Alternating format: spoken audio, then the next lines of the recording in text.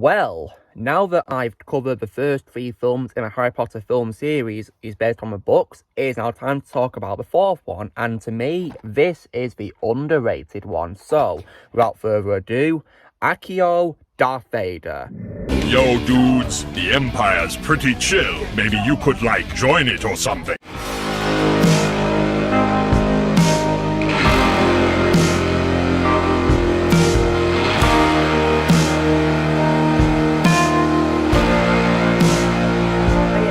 Lucimus Prime here, so it is time for another review in the Harry Potter film series, and today guys, I'm going to be reviewing what is of course the 4th installment of the films based on the 2000 book of the same name by J.K. Rowling, and this of course is none other than 2005's Harry Potter and the Goblet of Fire. And in today's review, guys, I am also not alone, because joining me to review this is once again my very good friend X-Blaze, so I'm going to let him share his thoughts on the film first, so without further ado, take it away, X-Blaze. Hello there, and thank you, Luke, for inviting me into this another review. So today we're doing the review in Harry Potter and the Goblet of Fire. So that rolls out that the series is turning dark, and I also like how Voldemort came back, but in a new form. Better than what he was in Philosopher's Stone. So my only cons with this movie is that Ron and Harry fight, but thankfully they get back together as friends. So yeah, I'm giving this movie a 9 out of 10, and thank you, Luke, for having me here, and see you. Alright, so it's my turn to talk about this movie. So, now, how was this movie made, guys? So this film was produced by David Heyman and written by Steve Kloves as the 4th installment of a franchise. Principal photography began in early 2004, and the film premiered worldwide on the 18th of November 2005. 5 days following the release, it had earned over $102 million at the North American box office, which was the highest first weekly tally for a Harry Potter film behind Harry Potter Death House Part 1 and Part 2. It enjoyed an immense successful run at the box office, and it grossed $896 million worldwide, becoming the highest grossing movie of 2005 and the 6th highest grossing film in the series. The film was nominated for the Academy Award for Best Art Direction and won the BAFTA Award for Best Production Design. It was also the second film in the series to be released in IMAX. The film is one of the best reviewed installments in the series, which has received praise for the higher level of maturity and sophistication of its characters, story, tone, screenplay, and performances of the lead actors. So, when it comes to what I think of this film, guys, so I of course watched this film when I was young, maybe a few years ago, I think, yeah. During my Harry Potter marathon in preparation for the Deathly Hallows movies, because they hadn't come out yet when I got into Harry Potter, because obviously that's when the Lego game had come out, yeah. Because, yeah, I watched this movie, and I gotta say that, I had a really fun blast watching The Goblet of Fire, and I regard it as my 3rd favourite in the franchise behind The Philosopher's Stone and The Deathly Hallows Part 2, in terms of the movies. While it is actually based on my favourite book in the series, to be specific. And I think it's probably, in my opinion, the underrated one of the franchise. Because, yeah, I think it's a really amazing movie. So, now, what is great about the film, guys? So, let's talk about the cast first. So there is, of course, many familiar returning faces from the previous movies. So, when it comes to the 3 lead actors, Daniel Radcliffe is once again really amazing as Harry Potter in this movie. He played his part so well in this as a great actor. And he brought Harry to life as the very likeable character that he is. And Rupert Grint was also once again great as Ron Weasley, Harry Potter's best friend, and yeah, was really good. And this film did something new, in which it included a tension between Harry and Ron when it seemed as though Harry had put his name in a Goblet of Fire, of course, which of course was not true. I like how this film did something new by giving there to be tension between their friendship. Thankfully, they made up later though. Emma Watson was also once again great as Hermione, as always. She was perfectly casted for a part just like, of course, Daniel Radcliffe and Rupert Grint were. In addition, when it comes to other returning cast members, they also got many Hogwarts staff members actors back in this movie. So, for example, Sir Michael Gambon came back as Dumbledore, the head of Hogwarts, and was once again really great in this movie as Dumbledore, as always. And in addition, I also, of course, love the return of Robbie Coltrane, may he rest in peace, as Hagrid.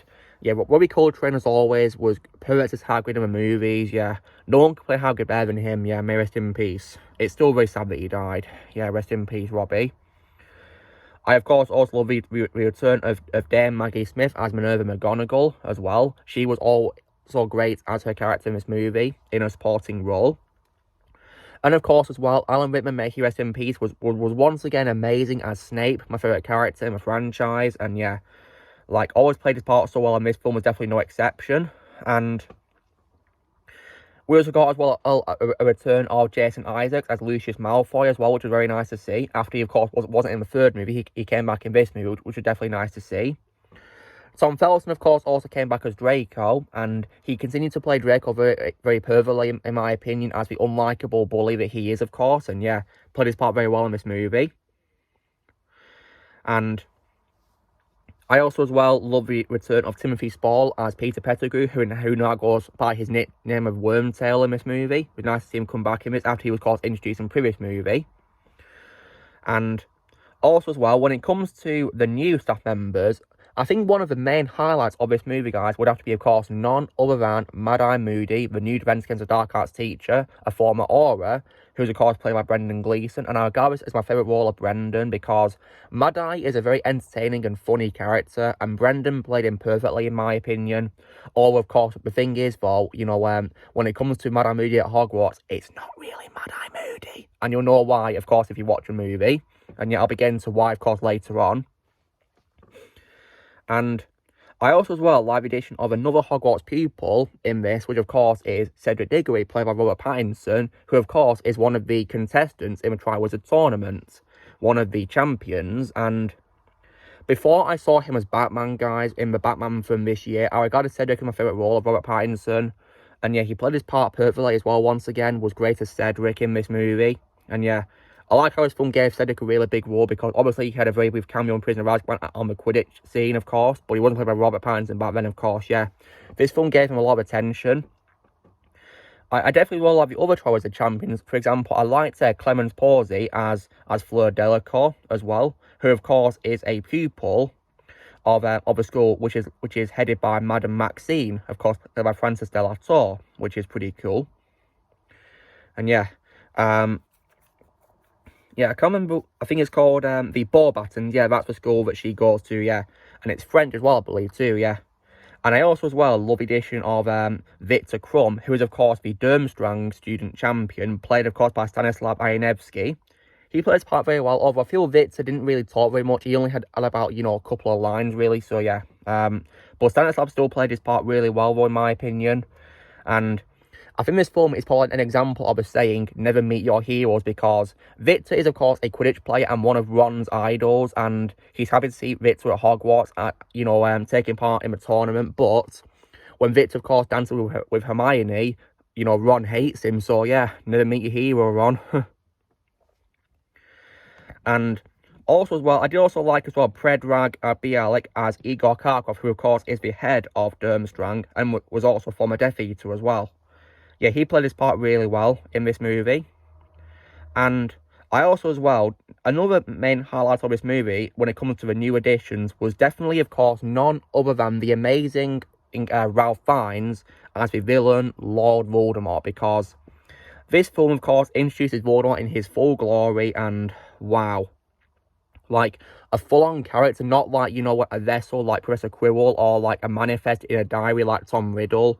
This time in his full glory, and like just an absolutely scary, terrifying villain. And Ralph played his part perfectly, in my opinion. He really did.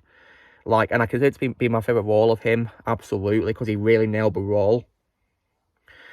And yeah, like, such a great introduction as well. And the scene where he even gets resurrected is also pretty scary too. Like, for example, throwing, of course, Voldemort, where he's, you know, a tiny form, into the cauldron. Then, of course, Pettigrew cutting off his hand. Oh my goodness. And then, of course, a bone as well. And also, of course, part of Harry's blood too. So yeah, poor Harry. And now, when it comes to other great things in this movie, aside from the cast, guys, I definitely, as well, think the stakes were also very high in this movie. Because, I mean, I think of the concept of, like, a tournament similar to the Olympics, but, you know, like, Wizard style, which, of course, is a Triwizard tournament, is definitely a very exciting concept, really. And I think this movie did a great job of making it very exciting. Yeah. All, of course, the tasks are, of course, extremely dangerous, you know, such as, of course, the first task with the dragon, the second task with the sirens underwater in the Black Lake, and, of course, the third one being, of course, the maze. So, yeah, definitely, you know, a very scary but exciting concept, really, in my opinion. And yeah, definitely, this film did it very well, in my opinion, although I think it would have been more logical to call a tournament the Tetra was a tournament, because obviously there's 4 champions if you want to include Harry. Because, yeah, there's not 3, as, you know, stretched by the title of Try. There's 4, hence why it should be called Tetra. So, yeah. And also, as well, other great things in this movie is now, one thing that I think is definitely a main highlight of this movie is that this is probably an example of when a saga has a turning point, because I think this is a film where everything starts to go dark, like literally dark. I mean, because in my country, guys, right, this film is rated 12 compared to a PG rating the previous 3 films had. So, yeah, that's probably a sign, because, yeah, this film does get dark at times and scary. So, yeah. And from then onward, the other films were rated 12 too. So, yeah, this was definitely a big change. I mean, as Hermione says at the end of the movie, everything's going to change, isn't it? And, yeah, she's not wrong there. Yeah, they did a really great job of it. I mean, I think it's even dark from the very beginning because of the opening logo with Warner Brothers and stuff like that, and the Harry Potter logo too. And yeah, I definitely as well love the music as well, composed by Patrick Doyle as well in this movie. Now, I was a bit disappointed that John Williams did not return to compose the music, because he's my favourite composer for his franchise and my favourite composer of all time in general, but I like how Patrick Doyle still, you know, used his theme for a franchise, you know, Hedwig's theme. And I love how he included lots of dark music in this to make it, you know, a darker movie. And I think as well, even though the film does have some dark soundtracks in this, I did also like how he also added some light-hearted themes. For example, I definitely as well love the track which is called Harry in Winter. That's a very nice song to listen to. I listen to it occasionally, especially when I'm walking through the snow. It makes a lot of sense, really, to listen to it in that time.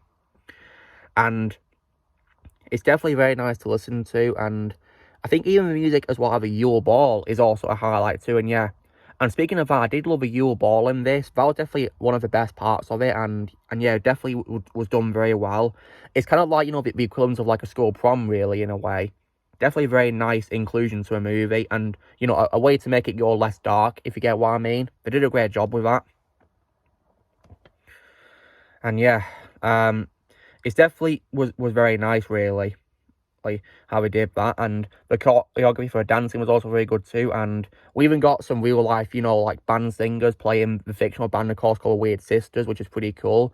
I think one of them was, for example, Jarvis Cocker, for example, and I think someone from Radiohead too, which was pretty cool, and many others too from real life bands to sing and take part playing the instruments, which was definitely pretty cool. And I also as well like the addition as well of Rita Skeeter as well. She was definitely a pretty, you know, interesting character, pretty funny too, and I like how she was like a reference to, like, you know, journalists who, you know, who are like, you know, annoying and stuff like that, you know, who don't do a good job with their stuff because they lie a lot. So yeah, she was actually pretty funny, played by Amanda Richardson. She was definitely great as Rita Skeeter, in my opinion. And I also as well definitely think that the visuals and the CGI for this movie is definitely very on point too, and very spot on for its time. Like, when I rewatched it last night, guys, in preparation for this review, I think the CGI has definitely aged really well for this movie. Because, like I've said before, guys, in my opinion, the Harry Potter franchise is timeless, and this movie is definitely no exception, in my opinion. Because, yeah, like, for example, the CGI for the portkey scene at the beginning of the movie is definitely very good for its time. And also, as well, how about as well the dragon as well? Although, of course, it's not really a dragon. I think it's called a wyvern, which Harry, of course, competes against to get the golden egg from. So, yeah. But the CGI for it was definitely brilliant for its time, really. Really good. And also the CGI as well for, you know, the sirens underwater, you know, the sea creatures was also very good too as well, in my opinion. And yeah, really good. They did a really great job with it for its time. It's definitely aged very well, you know, for a 2005 movie, the CGI was very good for its time. And the film has plenty of awesome scenes too, as well. Many of it also make it scary too. For example, I definitely, of course, like the attack on the camp with the Death Eaters. That was definitely a very scary moment, in my opinion. But the Death Eaters were pretty frightening, really. Goodness me. And one other part which I think is also scary is also the addition of Barty Crouch Jr., who was, of course, played by David Tennant, my favourite Scottish actor of all time. And he played Barty really well, guys, in this movie. I did a great job playing him. Although, personally, I do like him, of course, better as the Doctor in Doctor Who, but he was still great as Barty Crouch Jr., in my opinion, and also pretty scary, too, as well. And, you know how I said earlier about, you know, Mad-Eye Moody, you know, not being Mad-Eye Moody? Well, the reason why, guys, is because at the end of the movie, it's revealed, of course, that all this time he was Barty, who had drank Polyjuice Potion, and he's stolen it from Snape's cupboard, so, yeah, And yeah, definitely is, you know, a very nice plot, just why it was done very well, in my opinion. And this film did a great job with the world building as well, because I've already talked about the addition, of course, of, you know, of the Durmstrang and Beauxbaton students being introduced, so they allowed to bring in more schools into this franchise, which was really good. I definitely like that. And we even got a very nice cameo appearance by Gary Oldman, a serious black reprising his role from the previous movie, and he still got it, in my opinion. And I definitely think the CGI for the fireplace, where he's talking to Harry through a fire, was also done very well for its time. Very impressive. Yeah, they did a great job with it. Yeah, it was really on point for its time. Really good CGI. And yeah, it was definitely nice to see Gary Oldman again as serious, and yet one of his best roles, in my opinion, because he's a phenomenal actor, and this film was definitely no exception. And also, as well, other great things in this movie, so the tasks themselves are also brilliant too, and the stakes are also very high too, as well, in this. And I definitely love how we at first think Harry's going to have a quiet year at Hogwarts, and nothing going to trouble him, but of course, it all goes horribly wrong when his name comes out to a Goblet of Fire itself, you know, the titular object. So, yeah. And I definitely felt really bad for Harry in that scene where, you know, he gets given his, you know, name card from Dumbledore, and everyone's staring at him angrily. Like, poor Harry, I felt really bad for him in that scene, yeah. And of course, we got a tension between him and Ron, having a bit of a falling out too, so yeah. Oh dear. Thankfully, well, they did make up, and Ron was also one who did warn Harry about the dragons too, because, yeah, because Ron had to pass on a message, you know, like an owl, as Hermione said, you know, that Hagrid was looking for Harry to show him the dragons, so, yeah,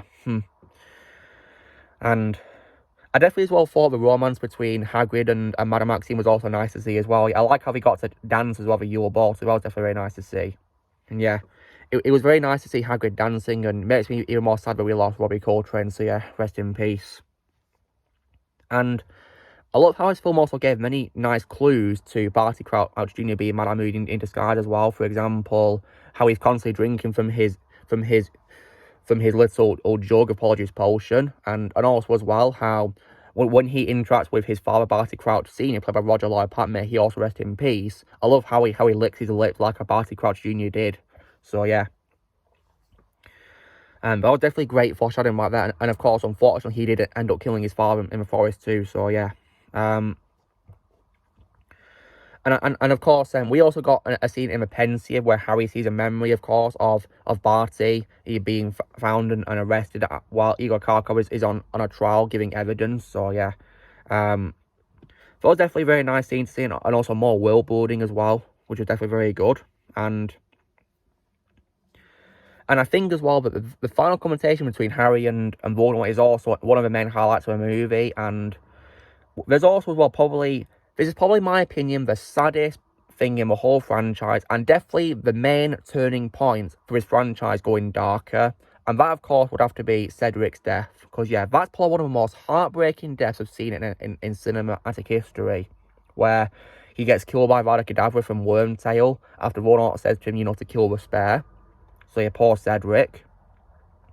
However, during Voldemort and Harry's clash with their wands, the spell called Pura Incantatum is casted, and it results in the ghosts of who Voldemort has killed being, of course, the old man from the beginning of the movie called Frank Bryce, played by, I think it's Eric Idle, I think it is, and also Harry's parents, and also Cedric himself appearing, and Cedric's ghost gets Harry to take his body back to his father. So yeah,